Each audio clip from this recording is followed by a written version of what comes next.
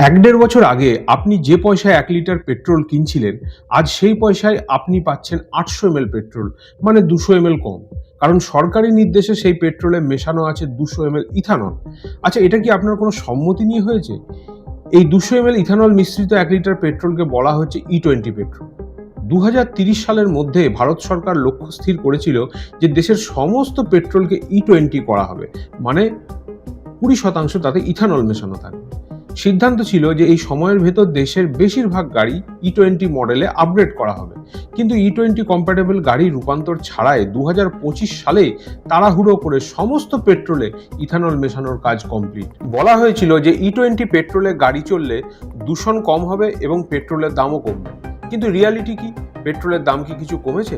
ভারতে পেট্রোলের 4 হুইলারের সংখ্যা 2.7 কোটি, আর 2 হুইলারের সংখ্যা প্রায় 21 কোটি, সব মিলিয়ে প্রায় 24 কোটির কাছে বাহন। এর মধ্যে প্রায় 30% মানে 8 কোটি এত পুরাতন যে তাতে কোনো রকমই ইথানল ব্লেন্ড পেট্রোল চালানো উচিত নয়। আরও 60% মানে 14 কোটি গাড়ি মাত্র E10 কম্প্যাটেবল, অর্থাৎ তাতে 10% ইথানল মিশ্রিত পেট্রোল চলতে পারে। আর বাকি মাত্র 3 কোটি নতুন গাড়ি এখনো পর্যন্ত E20 মডেলের বাজারে নেমেছে, মানে সেগুলিতে E20 চালানো সম্ভব। এখন আসুন দেখি যে নন কম্প্যাটেবল গাড়িতে জোর করে ইথানল ব্লেন্ড পেট্রোল E20 ঢাললে কি ক্ষতি হতে পারে। প্রথম ক্ষতি, ফুয়েল সিস্টেম ড্যামেজ। ইঞ্জিনের রাবার সিল, হোস, গ্যাসকেট খারাপ হতে পারে। ফুয়েল ইনজেক্ট লাইনের ক্ষতি হতে পারে। ফুয়েল পাম্পের ক্ষতি হতে পারে। ইনজেক্টর ক্লগ হতে পারে। দ্বিতীয় ক্ষতি, করোশন অর্থাৎ জং লাগা। ইথানল জল আকর্ষণ করে, তাই ফুয়েলে অতিরিক্ত জল মিশতে পারে। Engine, fuel tank, carburettor, injector পার্টসে জং লাগতে পারে। ইন্টারনাল মেটাল পার্টসেরও ক্ষতি হতে পারে।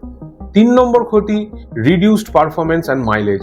ইথানল পেট্রোল থেকে পাওয়া এনার্জি কম হয়, তাই কম্বাস্টন শক্তিশালী হয় না, ফলে গাড়ির অ্যাক্সেলারেশন ভালো হয় না এবং মাইলেজ কমে যায়। দীর্ঘকালীন ব্যবহারে ইঞ্জিনের ড্যামেজ এবং মোবিলের খরচ বাড়তে পারে। আর অনেক ক্ষতি আছে যেগুলো সব এই ছোট ভিডিওতে বলা যাবে না। নতুন E20 গাড়িগুলো অতিরিক্ত জং প্রতিরোধী এবং ইথানল সহ্যশীল, কিন্তু ব্যক্তিগত পয়সায় ট্যাক্স দিয়ে কেনা 21 কোটি পুরাতন গাড়ির এইরূপ ক্ষতির সম্মতি কি আপনি সরকারকে দিয়েছিলেন?